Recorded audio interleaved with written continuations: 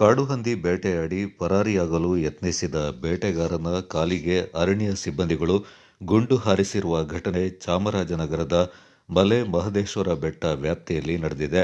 ಗುಂಡೇಟು ತಗುಲಿ ಬಂಧಿಯಾಗಿರುವ ಆರೋಪಿಯನ್ನ ಸೋಮರಪೇಟೆ ಕೊಡಗು ಜಿಲ್ಲೆಯ ಸೋಮರಪೇಟೆ ತಾಲೂಕಿನ ತಾಕೇರಿ ಗ್ರಾಮದ ಅನ್ವಿತ್ ಅಂತ ಗುರುತಿಸಲಾಗಿದೆ.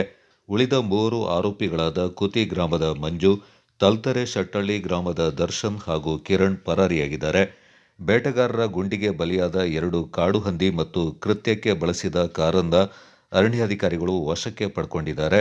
4 ಆರೋಪಿಗಳು ಭಾನುವಾರ ಮಧ್ಯರಾತ್ರಿ ಮಲೆ ಮಹದೇಶ್ವರ ಬೆಟ್ಟದಲ್ಲಿ 2 ಕಾಡು ಹಂದಿಗಳನ್ನ ಗುಂಡು ಹೊಡೆದು ಹತ್ಯೆ ಮಾಡಿದ್ರು. ಗುಂಡಿನ ಶಬ್ದ ಕೇಳಿ ಅರಣ್ಯ ಸಿಬ್ಬಂದಿಗಳು ಅತ್ತ ತೆರಳಿದಾಗ ಕೆಂಪು ಬಣ್ಣದ ಕಾರಿನಲ್ಲಿ ಆರೋಪಿಗಳು ಕಾಡು ಹಂದಿ ಸಹಿತ ಕೊಡಗಿನ ಕಡೆಗೆ ಪರಾರಿಯಾಗಲು ಯತ್ನಿಸಿದ್ದಾರೆ ಎಂದು ಆರೋಪಿಸಲಾಗಿದೆ. ಅರಣ್ಯ ಸಿಬ್ಬಂದಿ ಕಾರಿನ ಮೇಲೆ ಗುಂಡು ಹಾರಿಸಿದ ಸಂದರ್ಭ ಮುಂಬದಿ ಸೀಟ್ನಲ್ಲಿದ್ದ ಅನ್ವಿತ್ ಎಂಬಾತನ ತೊಡೆಯ ಭಾಗಕ್ಕೆ ಗುಂಡು ತಗುಲಿದೆ. ತಕ್ಷಣ ಅರಣ್ಯ ಸಿಬ್ಬಂದಿಗಳು ಆತನನ್ನ ವಶಕ್ಕೆ ಪಡ್ಕೊಂಡು ಚಿಕಿತ್ಸೆಗಾಗಿ ಆಸ್ಪತ್ರೆಗೆ ದಾಖಲಿಸಿದ್ರು. ಉಳಿದ 3 ಆರೋಪಿಗಳು ಕತ್ತಲೆಯಲ್ಲಿ ಪರಾರಿಯಾಗಿದ್ದು ತನಿಖೆ ಮುಂದುವರೆದಿದೆ ಎಂದು ಚಾಮರಾಜನಗರದ ಅರಣ್ಯಾಧಿಕಾರಿಗಳು ತಿಳಿಸಿದ್ದಾರೆ.